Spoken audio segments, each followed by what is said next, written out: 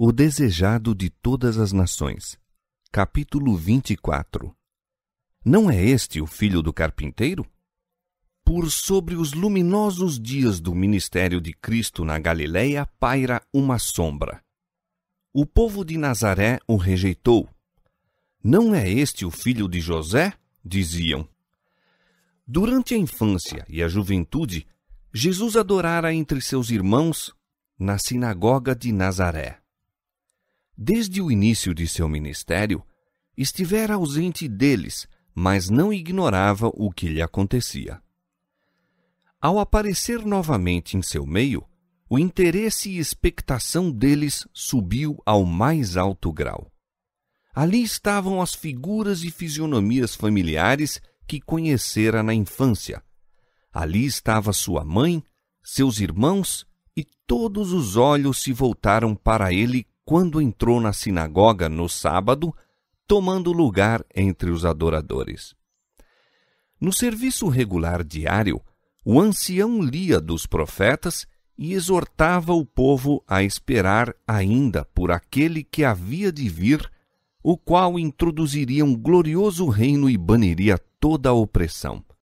Ele buscava animar os ouvintes pela repetição dos testemunhos de que o advento do Messias estava próximo. Descrevia a glória de sua vinda, salientando sempre o pensamento de que apareceria à testa de exércitos para libertar Israel. Quando um rabi se achava presente na sinagoga, esperava-se que dirigisse o sermão e qualquer israelita podia fazer a leitura dos profetas. Nesse sábado, Jesus foi convidado a tomar parte do serviço. Levantou-se para ler e foi-lhe dado o livro do profeta Isaías. O texto lido por ele era interpretado como se referindo ao Messias. O Espírito do Senhor é sobre mim, pois que me ungiu para evangelizar os pobres, enviou-me a curar os quebrantados de coração, a apregoar liberdade aos cativos, a dar vista aos cegos, a pôr em liberdade os oprimidos, a anunciar o ano aceitável do Senhor. E, cerrando o livro e tornando-o a dar ao ministro, assentou-se. E os olhos de todos na sinagoga estavam fitos nele, e todos lhe davam testemunho e se maravilhavam das palavras de graça que saíam da sua boca. Jesus se postou diante do povo como o vivo expositor das profecias concernentes a si próprio. Explicando as palavras que lera, falou do Messias como de um libertador dos oprimidos e dos cativos, médico dos aflitos, restaurador de vista aos cegos e revelador da luz da verdade ao mundo. Sua maneira impressiva e a maravilhosa significação de suas palavras arrebataram os ouvintes com um poder nunca dantes por eles experimentado. A corrente de influência divina derribou todas as barreiras. Viram, qual Moisés, o invisível. Sendo seu coração movido pelo Espírito Santo, respondiam com fervorosos améns e louvores ao Senhor. Mas quando Jesus anunciou, "Hoje se cumpriu esta escritura em vossos ouvidos", foram de repente levados a pensar em si mesmos e nas declarações daquele que lhes dirigia a palavra. Eles, israelitas, filhos de Abraão, haviam sido representados como em servidão. Tinha-se-lhes dirigido como presos a serem libertados do poder do mal, como em trevas e necessitados da luz da verdade. Seu orgulho ficou ofendido, despertaram-se-lhes os temores. As palavras de Jesus indicavam que sua obra por eles havia de ser de todo diversa do que desejavam. Seus atos deviam ser intimamente examinados. Não obstante sua exatidão nas cerimônias exteriores, recuaram da inspeção daqueles puros, penetrantes olhos. Quem é esse Jesus? Indagaram. Aquele que reclamara para si a glória do Messias era o filho de um carpinteiro e trabalhara no ofício com José, seu pai. Tinham-no visto labutando acima e abaixo das colinas, conheciam-lhe os irmãos e as irmãs, bem como sua vida e labores. Haviam-lhe acompanhado o desenvolvimento da infância à mocidade e desta à varonilidade.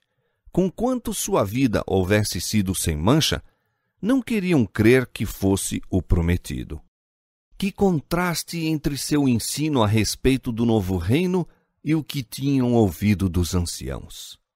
Jesus nada dissera quanto a libertá-los dos romanos. Tinham ouvido falar de seus milagres e esperaram que seu poder fosse exercido para proveito deles. Não tinham visto, porém, nenhum indício nesse sentido. Ao abrirem a porta à dúvida, o coração endureceu-se-lhes tanto mais quanto se havia por momentos abrandado. Satanás decidira que os olhos cegos não se abririam naquele dia, nem almas cativas seriam postas em liberdade. Com intensa energia, operou para os confirmar na incredulidade. Não fizeram caso do sinal já dado quando haviam sido comovidos pela convicção de que era seu Redentor que se lhes estava dirigindo. Jesus lhes ofereceu então um testemunho de sua divindade, revelando-lhes os íntimos pensamentos. Sem dúvida me direis este provérbio: médico, cura-te a ti mesmo. Faze também aqui na tua pátria tudo o que ouvimos ter sido feito em Cafarnaum. E disse: em verdade vos digo que nenhum profeta é bem recebido na sua pátria. Em verdade vos digo que muitas viúvas existiam em Israel nos dias de Elias, quando o céu se cerrou por 3 anos e 6 meses, de sorte que em toda a terra houve grande fome. E a nenhuma delas foi enviado Elias, senão a Sarepta de Sidom, a uma mulher viúva. E muitos leprosos havia em Israel no tempo do profeta Eliseu, e nenhum deles foi purificado, senão Naamã o Sírio. Por essa referência à vida dos profetas, Jesus foi ao encontro das dúvidas de seus ouvintes. Aos servos a quem Deus escolhera, não tinha sido permitido trabalhar por um povo de coração duro e incrédulo. Mas os que tinham coração para sentir e fé para crer, foram especialmente favorecidos com testemunhos de seu poder por meio dos profetas. Nos tempos de Elias, Israel se desviara de Deus. Apegavam-se a seus pecados e rejeitaram as advertências do Espírito por meio dos mensageiros do Senhor. Assim se separaram dos condutos por onde lhes podiam vir as bênçãos divinas. O Senhor passou por alto os lares de Israel, procurando refúgio para seu servo numa terra pagã, junto a uma mulher que não pertencia ao povo escolhido. Essa mulher, porém, foi favorecida por haver seguido a luz que tinha, e o coração abriu-se-lhe à maior luz que Deus lhe enviou por intermédio de seu profeta. Foi pela mesma razão que nos dias de Eliseu, os leprosos de Israel foram passados por alto. Mas Naamã, um nobre pagão, fora fiel às suas convicções do que era direito e sentira sua grande necessidade de auxílio. Achava-se em condições de receber os dons da graça de Deus. Não somente foi curado da lepra, mas abençoado com o conhecimento do verdadeiro Deus. Nossa posição diante de Deus depende não da quantidade de luz que temos recebido, mas do uso que fazemos da que possuímos. Assim, mesmo o pagão que prefere o direito, na proporção em que lhe é possível distingui-lo, acha-se em condições mais favoráveis dos que os que têm grande luz e professam servir a Deus, mas desatendem a essa luz e por sua vida diária contradizem sua profissão de fé. As palavras de Jesus a seus ouvintes na sinagoga foram um golpe na raiz de sua justiça própria, impressionando-os com a atroz verdade de que se haviam separado de Deus e perdido o direito de ser seu povo. Cada palavra cortava como faca ao ser-lhes apresentada sua verdadeira condição. Zombavam agora da fé que, a princípio, Jesus lhes inspirara. Não admitiram que aquele que surgira da pobreza e da humildade fosse mais que um homem comum. Sua incredulidade gerou a malignidade. Satanás os dominou e, irados, clamaram contra o Salvador. Haviam se desviado daquele cuja missão era curar e restaurar. Manifestaram então os atributos do destruidor. Quando Jesus se referiu às bênçãos dadas aos gentios, o feroz orgulho nacional de seus ouvintes despertou e suas palavras foram sufocadas num tumulto de vozes. Este povo se orgulhava de observar a lei, mas agora que seus preconceitos foram ofendidos, estavam dispostos a cometer homicídio. A assembleia levantou-se e, lançando mãos de Jesus, expulsaram-no da sinagoga e da cidade. Todos pareciam ansiosos de o destruir. Impeliram-no para o alto de um precipício, intentando atirá-lo dali. Gritos e maldições enchiam o espaço. Alguns lhe atiravam pedras quando, de súbito, desapareceu do meio deles. Os mensageiros celestes que haviam estado a seu lado na sinagoga permaneciam com ele no meio daquela turba enfurecida. Rodearam-no, isolando-o dos inimigos, e levaram-no a um lugar seguro. Assim protegeram os anjos a Ló, conduzindo-o a salvo para fora de Sodoma.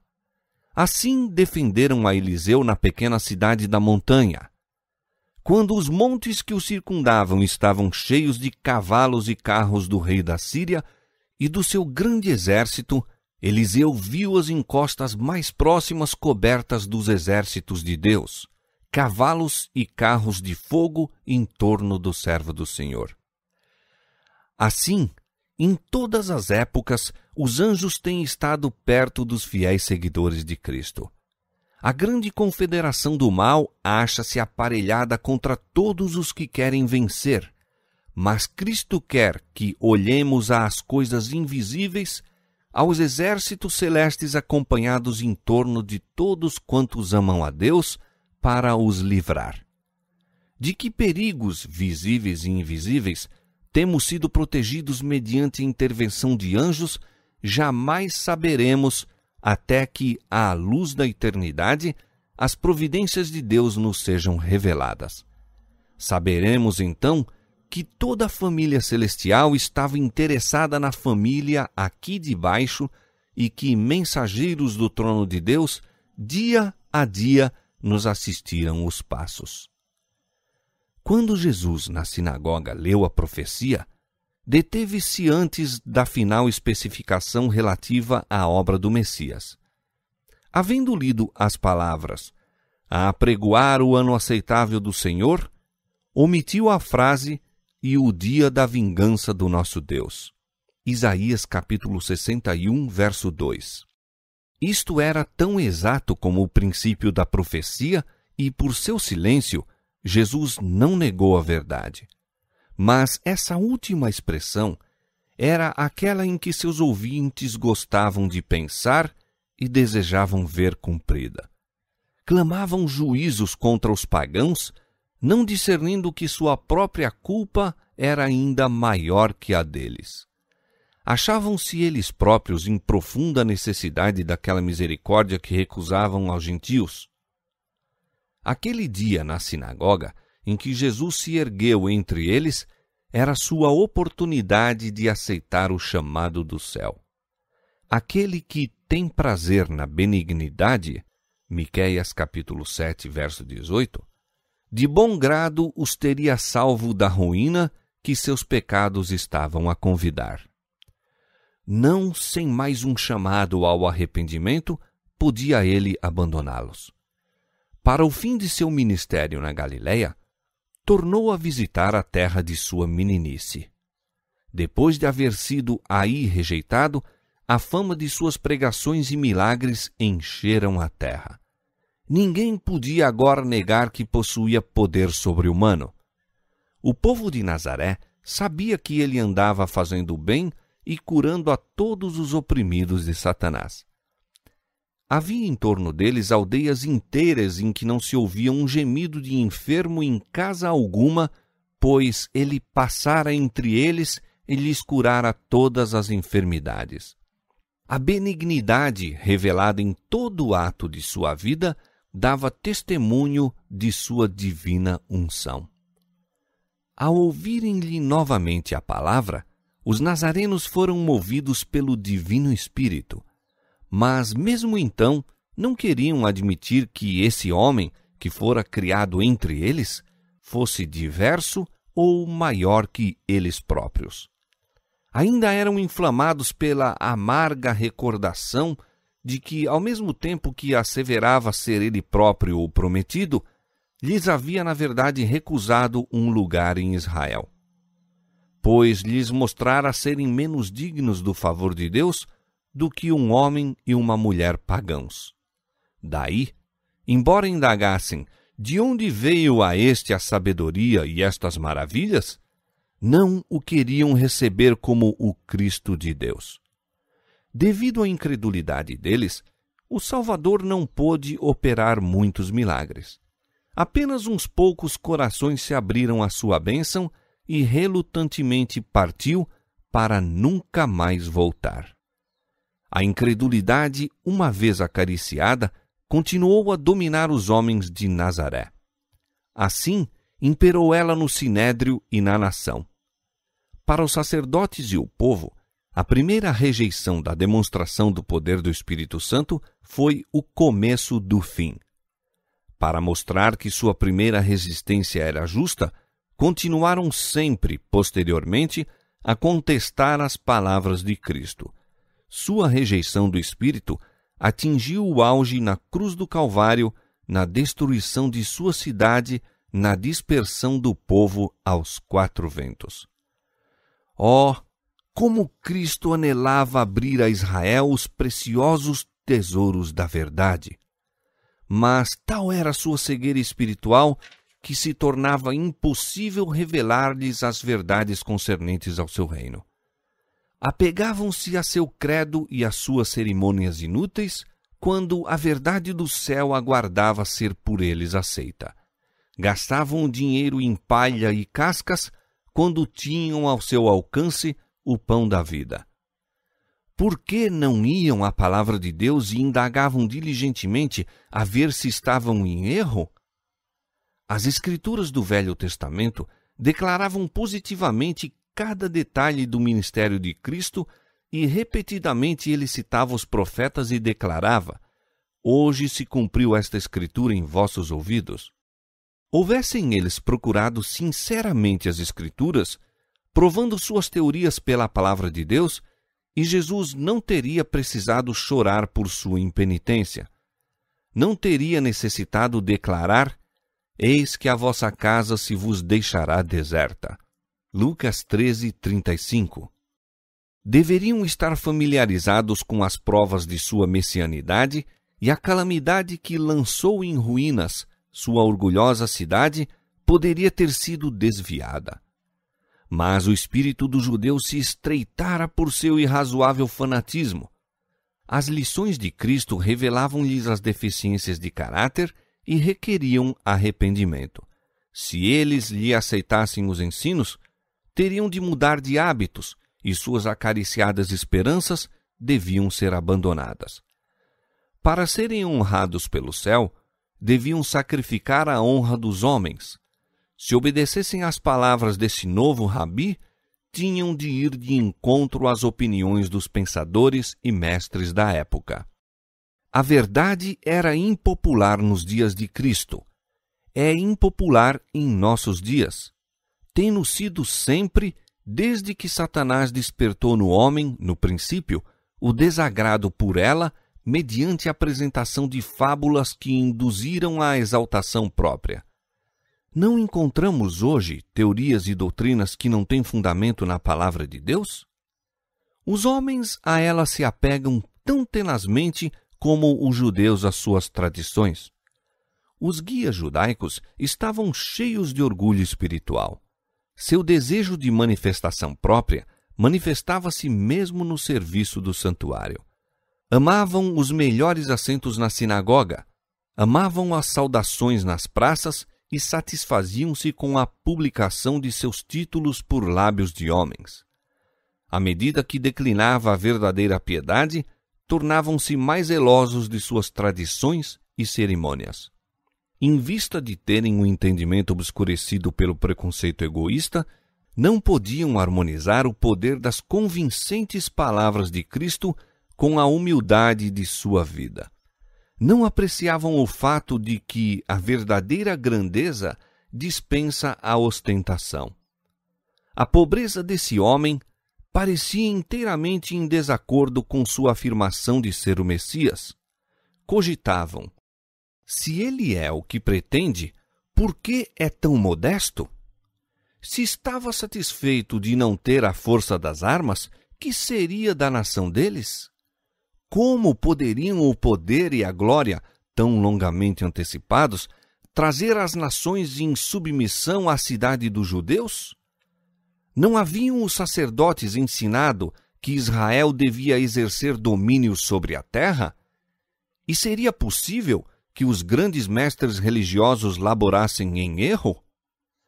Mas não foi apenas a ausência de glória exterior na vida de Jesus que levou os judeus a rejeitá-lo.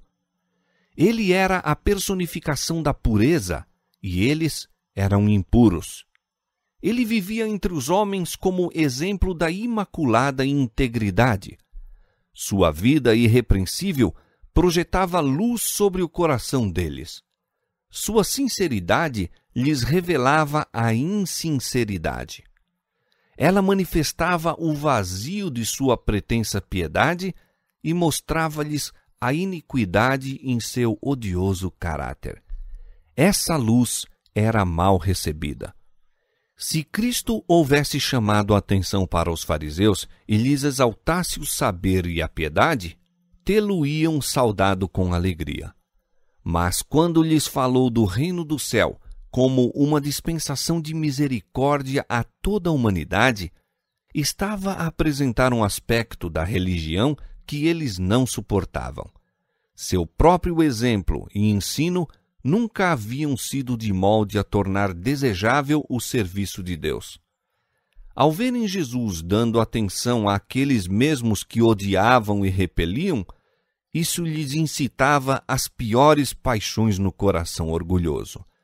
Não obstante sua vanglória de que, sob o leão da tribo de Judá, Apocalipse capítulo 5, verso 5, Israel seria exaltado à preeminência sobre todas as nações, teriam podido sofrer a decepção de suas ambiciosas esperanças, de preferência a suportar a reprovação de Cristo a seus pecados e a repreensão que sentiam mesmo pela presença de sua pureza.